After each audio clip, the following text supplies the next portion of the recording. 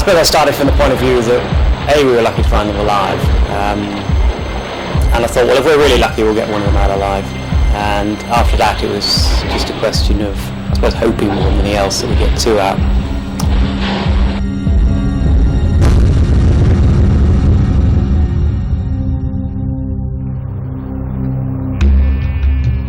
It is the 10th of March, 1992. Overnight, it has rained heavily, but now the weather seems to have improved. In the Yorkshire Dales, on the hillside above Littondale, two mature cavers from Tyneside are preparing to enter a cave known as Sleets Gill. I was at the caving club and they all said it was a good cave to come to. Yeah. Roy Dean is working as a documentary producer at Tyne Tees Television and has been caving since his university days. Les Hewitt, on the other hand, is a less experienced caver, but has been mountaineering since his teens. Thanks, Steve here. They enter Sleets Gill early in the afternoon for what is intended to be no more than a 1 or 2 hour trip. Inside, the passage immediately drops down a steep scree slope until it reaches a depth of over 30 metres. Although they're aware that this cave is known to flood dangerously, they have decided that at the very least it's worth going underground to see what the conditions are like. I'll just show the bag here, Les. Right, okay.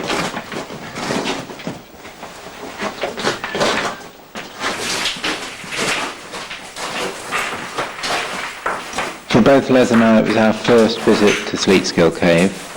We'd read the guidebook description and we were just planning to do what we thought was an easy trip up to the top end of the main gallery. We came down the entrance tunnel, which was a bit harder than I thought, and there was a couple of squeezes and loose scree, but it was all very dry. I had noticed in the guidebook the warning about the cave flooding, and it didn't seem to be any problem. The entrance slope itself was dry, almost dusty. And I was looking for signs of flood, lots of rushing water, lots of noise, but there was none of that at all. When we reached the U.W.F.R.A sump area, there was water standing in that area, very clear, very still water, just gently brimming over into the bottom end of the main gallery. It didn't look at all sinister, and we continued through into the main gallery. We came out into this huge tunnel and we carried on to the far end, looking at all the lovely formations and stalagmites and gour pools as we went on. So we continued up the main gallery, and we were taking our time. We were enjoying the immense size of it. And it probably took us about 3/4 of an hour to get from the bottom end up to the top end of the main gallery. Finally, we reached the end of the main gallery here, and we stood and looked around for a minute or two, when suddenly we heard 3 or 4 loud bangs.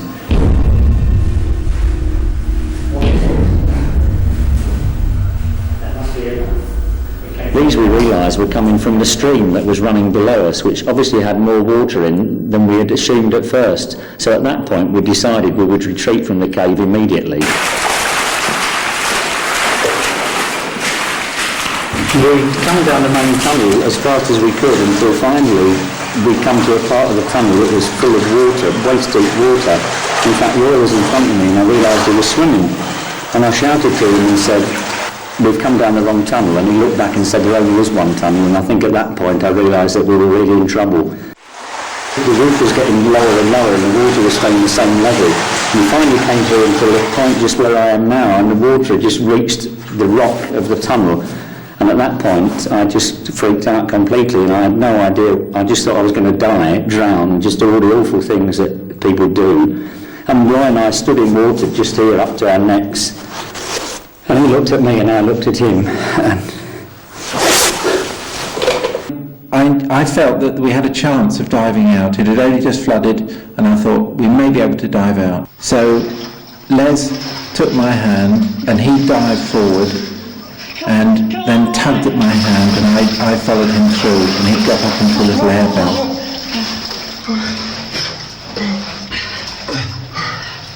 Then from there we tried to dive forward. go. Don't go anywhere. Go on. One quick step. But we were just finding we couldn't go on, so we knew we had to retreat. We dived back through, and then, very frightened, we retreated back up the main gallery. What Roy and Les had failed to understand was the unusual way that Sleets Gill floods. The main passage is normally dry other than for a few standing pools of water, but the present stream flows below it in much smaller passages known as hydrophobia. But in heavy flood, hydrophobia can no longer handle the growing volume of water, and the water quickly, insidiously, silently backs up into the main passage. The lowest sections of the main passage were already underwater, but the flood pulse from the earlier rain was still coming through. If the water now continued to rise, the whole cave would soon fill completely until the water finally could flow out of the entrance.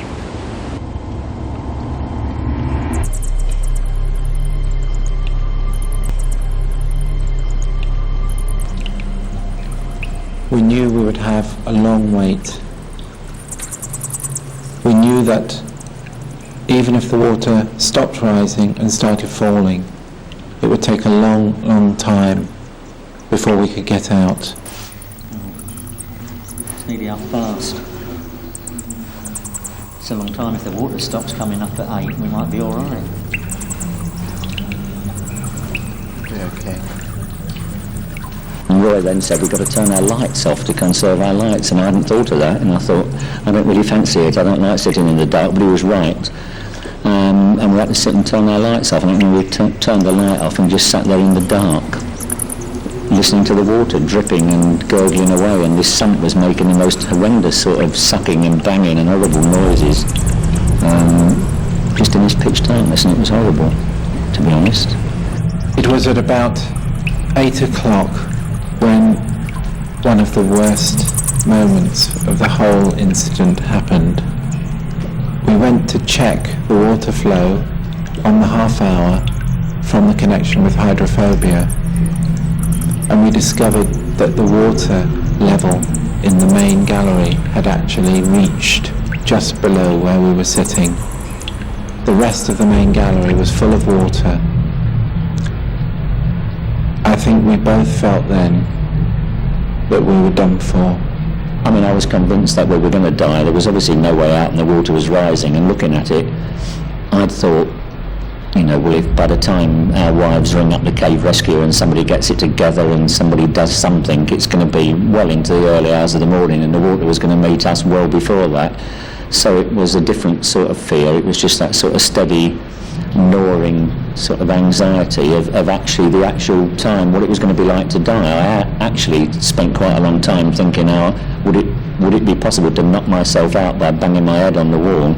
I don't remember if I mentioned it to Roy or not, and at one time I actually thought we could hit each other simultaneously with 2 stones, which may sound ridiculous, but then I started laughing. I thought, no, my luck, I'd knock Roy out and he'd be alright, and he'd miss me, and I'd just be badly injured and drowned while being injured. And it's ludicrous, but it just all went through my mind, all these stupid things mixed in with this absolute terror, was this sort of strange sort of black humour, and all this sort of shuddering and shaking, and the shivering would come and go, and that sort of frightened me, because I'd just also done a paramedic first aid course, and I knew all about hypothermia, and at my age as well, I could have I thought I'd have a heart attack, but then that seemed better than drowning. Well, We knew that it wouldn't take long for the rest of the main gallery to fill. We knew that even if Alison raised the alarm very soon, it would take far too long for people to get through to us through all that water, and that we would be dead long before they ever got to us. For the next hour, the water continued to rise,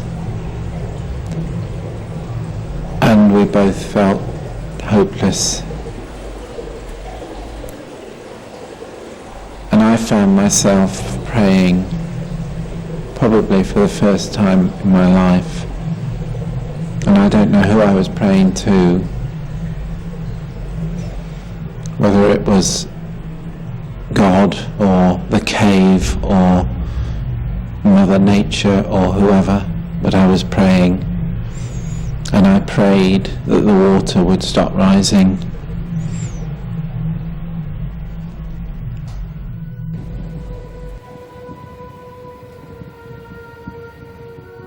At home, their wives are becoming anxious. Initially in the early evening, Jan and myself were not feeling too concerned, but by about 10 o'clock, I think we both began to think, this really is late. Alison rang me about 2 or 3 times, and we decided between us that if we had heard nothing by 11, that whatever happened, we would ring the police. At 11 o'clock, there's still absolutely no word from them. By this time, they are well overdue. I wonder if I could report to And I the phoned who went out this to morning the police are now and very asked them late to mount indeed. a cave I do rescue. have the names of the caves that they The first thing they found did, I know, visit, was to but I'm look not for his sure car. which one. And very quickly, they did get back on the phone to me and say, we have found your husband's car, there is nobody there, and we will now search the nearest cave, and that is Sleets Gill. Well, those early parts of the incident were built around the need for perhaps only something like 20 or 24 people with the right sort of level of equipment to kit them out, to get them underground safely. The right sort of communications backup so we hadn't got a long time lag between getting them there and the information back. Things like that really, just enough to keep things going along for that first part of the operation. The problem was where the car was parked, there was 2 possibilities of where they could be. Sleets Gill and Dowker Bottom, which is a cave situated just behind Sleets Gill.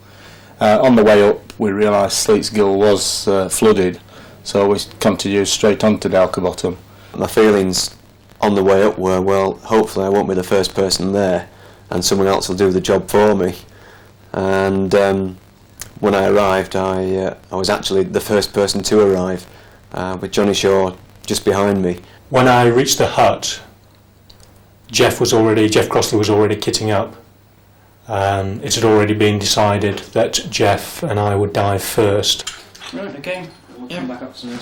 Well, we had a fairly limited call out to start with, just 2 sets of 2 divers with reasonably limited gear. Both divers would be equipped with twin 45s and line reels and twin sets of lights. But essentially at that stage it was a search operation, so we'd have had 1 set of divers going in, laying line as far as they could, and if they didn't find anything then we'd send a 2nd set of divers in to continue the line laying.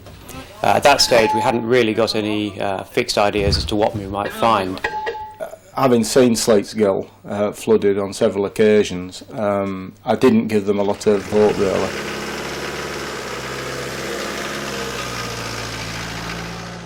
The very word divers is highly emotive, and you associate divers with looking for bodies, and at that point I felt very unsure of their safety. That worried me, and also, on top of that, I was in a position where I could do nothing. I didn't know where they were, I didn't know whether they were dead or alive, nothing. It is early morning before Jeff Crossley and Johnny Shaw prepare to dive. Quietly, they are not optimistic. There's nothing worse than going into a flooded passage, wondering if you're going to find people unfortunately dead on the bottom, or even getting through and possibly finding people who have died beyond the flooded section. So, make no mistake about it, I was quite frightened and quite pleased when Johnny went into the water first. I'll get the second reel prepared. Alright, Okay. it goes further than that first one.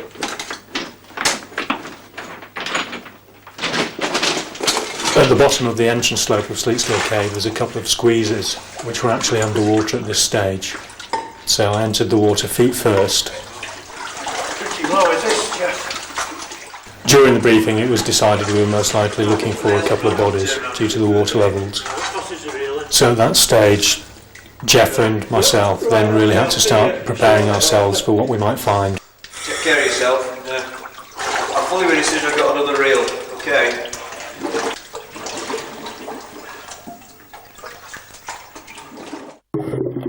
I turned around and set off laying line into the sump. I was very surprised to find that the water was almost crystal clear. I could see about 15 metres. I had very powerful lights on, so I could see almost all the passage in front of me. I laid about 50 metres of line, passing one air bell, which I surfaced in, checked there was nobody in there. And then when the line ran out, I went back to the base. I got to the point where Johnny had got to, tied on my line, and it was then a case of swimming along this enormous tunnel in mid-water, just looking from left to right, hoping not to find anything. Anyway, I carried on laying the line out. Johnny was following me at this stage. Not long afterwards, 30 metres, 35 metres, suddenly surfaced into air-filled passage. I carried on for the last few metres of the line and it ran out just as the passage surfaced properly, and we were both able to get out of the water and walk along them. Big passage. I was relieved that the passage had actually surfaced, but then I was also quite worried because I expected that Roy and Les would have been at the side of the water waiting for us if they were okay, but there was no sign of anybody, and that was quite a worrying moment, really. In the early morning, by about 4:30 or 5 a.m, I'd been awake then all night, and I began to realise these two men weren't going to be found quickly, and that maybe this was going to go into the next day, and I therefore might need to drive down to Yorkshire, and I needed to sleep. And despite the fact that I was extremely churned up, I did in fact sleep, and I went to bed. I think I probably slept for about 40 minutes. In that time it was just breaking dawn, and when I woke it was dawn, and that was a very significant moment for me. I found that very difficult indeed, because the telephone had remained silent during the time that I'd been sleeping. In the earlier hours, when the water was beginning to fall, I suddenly felt another wave of despair coming over me. And I suddenly felt, this isn't going to work. We're not going to escape. The cave could start to fill again. And I suddenly felt it had all been in vain. All our waiting, all our hoping had been in vain, and that in fact we were going to die. And this sadness crept over me again for perhaps half an hour or an hour. And I was deep within that when we heard a shout from down the passage.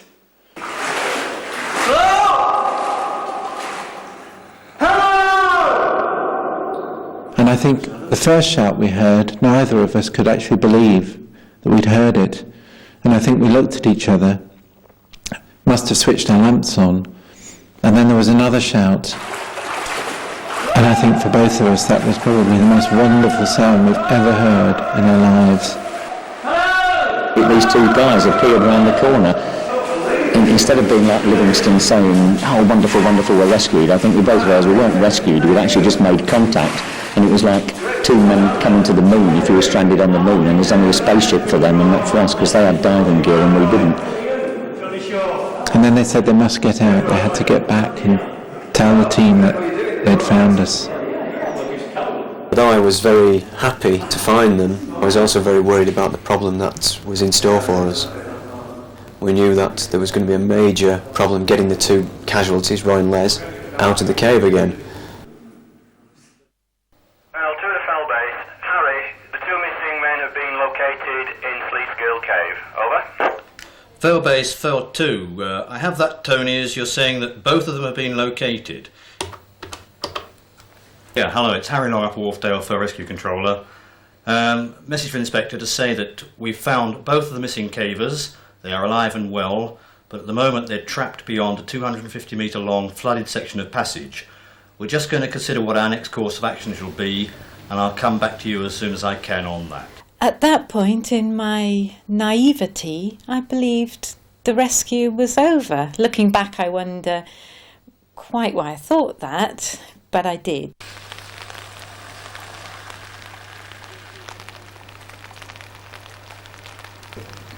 Right, for those of you who haven't heard already, the situation at the moment is roughly this. We found the two of them, they're alive and well. The unfortunate thing is they're situated beyond about 250 metres of sumped passage. Now, the water levels are falling, but not too fast. And it's a question of whether we sit tight and wait to see if it falls fast enough to get them out walking by themselves, or if it doesn't fall, we're going to have to attempt to dive them out. I suppose in the back of our mind we half hoped to get some gear in there, and once we got the gear in there perhaps the water would start coming down, and with a bit of luck we might be able to walk them out. But with the weather forecast I think it became apparent that we would have to dive them out. And from then it became largely a logistical exercise. There were a number of very quick telephone calls because I was just getting bits as it came through to Alison, as she was getting bits from the police. And she said that the police had said that they would take us down to the Dales. Now, that was good. I mean, that was action. That was something to do, I suppose.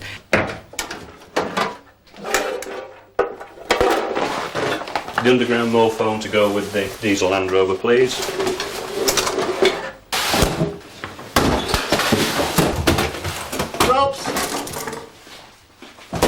As the day develops, more and more rescuers are arriving from further afield. The incident has become a full-scale rescue operation. At the site, police, ambulance services, television crews and press are all gathering. To get the 9 divers we used plus the 2 people we rescued equipped, we needed in the region of 20 to 25 tanks. We needed about 20 demand valves, probably 40 lights I would have thought. It became quite a large logistical exercise trying to get the right divers in the right place with the right equipment, and certainly that took a tremendous amount of time. What's happening now, there's some more divers going through with more food for the 2 lads to warm them up and give the spirits a boost, and they're also taking spare diving gear through with them to dive the lads back through. So at the moment the water's gone down quite appreciably since daylight, and hopefully it's going to stay low for a while, but there's a very bad forecast, heavy rain coming in by about 4 o'clock. There's one coming out here. The logistics of diving 2 non-divers through a 250 metre length of flooded cave are unlike anything any cave rescue team has had to face before. The operation will call on nearly every member of the northern section of the cave diving group, serviced by a large surface support team.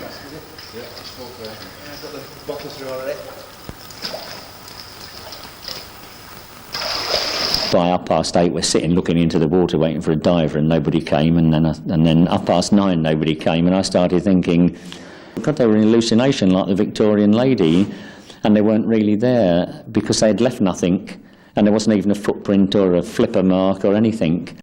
And then at 10:30 there was a huge sort of thrashing, and this huge thing came out of the water like a Chinese dragon with all these lights on its head, because Diane had about 5 lights, and it was a diver.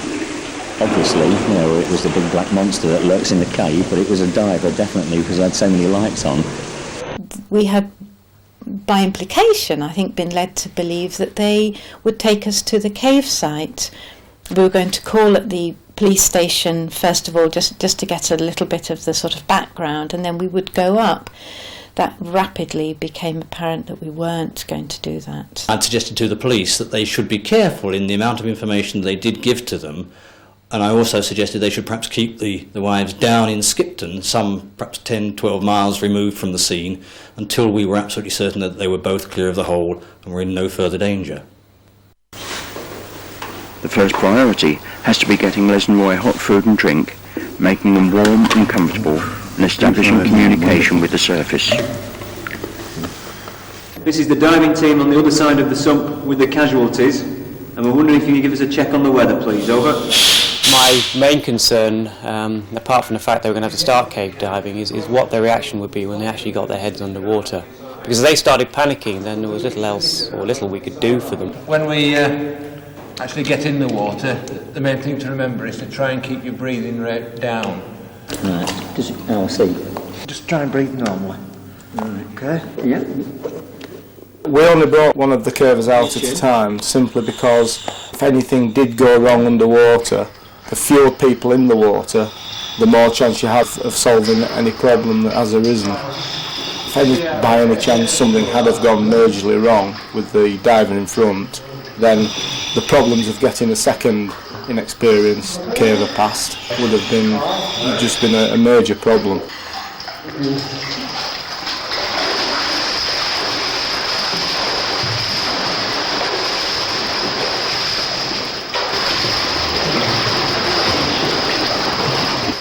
I don't like the whole idea of diving. I've always been frightened of it and really hated the whole idea, and I was worried that I wouldn't be able to breathe.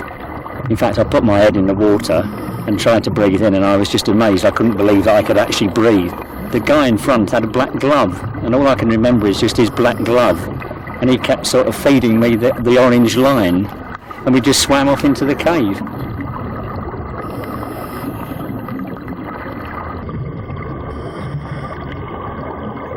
We had possibly 5 or 6 tie-ups where he'd got the line actually wrapped around his cylinders, and he was very calm about it, just stopped, and Jeff sort of stood in front of him, and I just undid the line from around the bottles. It was very, very controlled really for somebody with so little experience.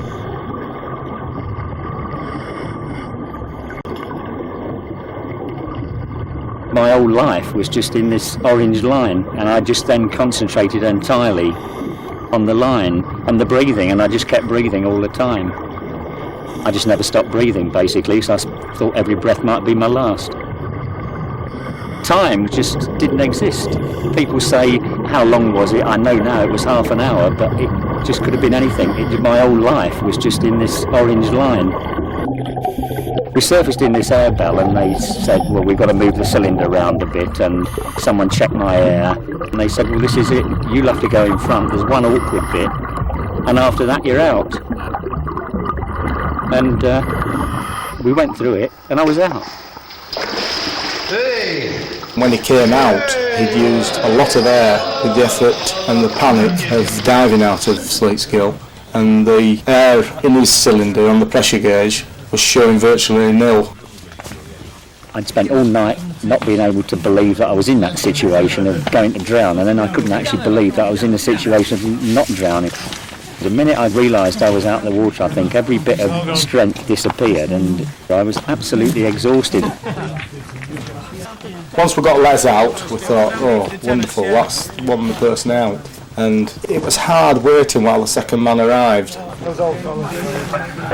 Fail base, fail 2. Yeah, I had that, Tony. You're saying that Les Hewitt, the first guy, is out now on the slope and he's all A-OK. Is that correct? Over. Fail 2.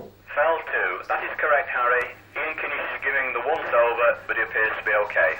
Over. Fail base, fail 2. Got all that, Tony. Thanks very much. Base to standby. They just said one of them is out. We didn't know which one. We didn't know whether it was Roy or Les. And then when they said it was Les, I felt relieved, but I also felt very concerned for Alison. Perhaps for the first time I realised what terrible danger they had been in, and to some extent what terrible danger Roy still was in. There has been a bit of a delay getting all of the necessary gear and people in place, but finally Roy is ready to dive. The divers report that he seems to be somewhat in a world of his own, and they're rather concerned about how he might react once underwater.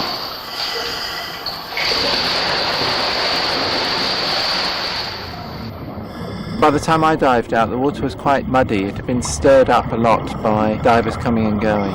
Really, I could just see 2 or 3 feet in front of me, and all I could see in the murk was this orange line just coming towards me and my hand running along it. I felt for the first time in 24 hours that my destiny was in my own hands, that up until the point of the dive I had been at the mercy of the cave, but that now it was up to me to get myself out or not.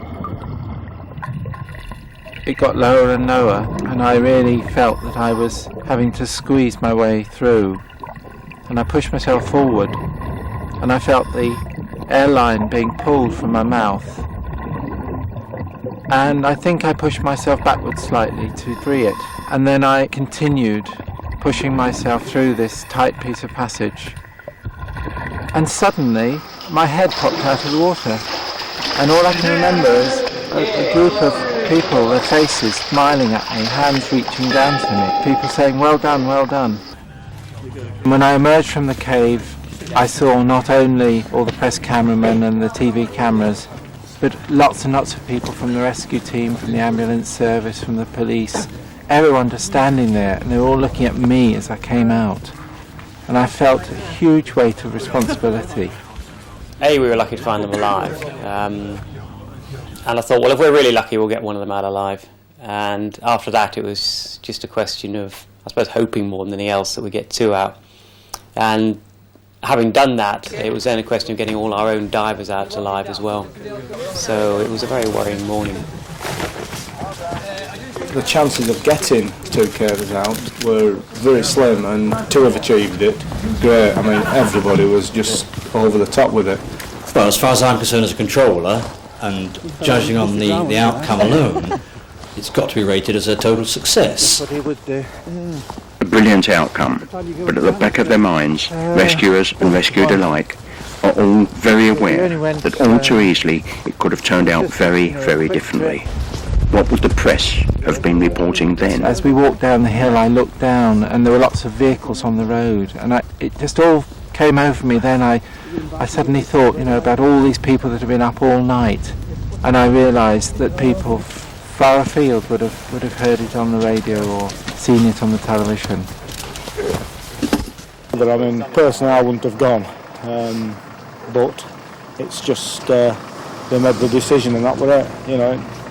It could have cost them their lives. Just before the second person was brought out onto the entrance slope to safety, the water levels had in fact started to rise again. By midday of the following day, the water was standing just below the entrance, which meant that every foot of passage that would have been open to Roy and Les to sit out the flood in, by that stage would have been filled to the roof.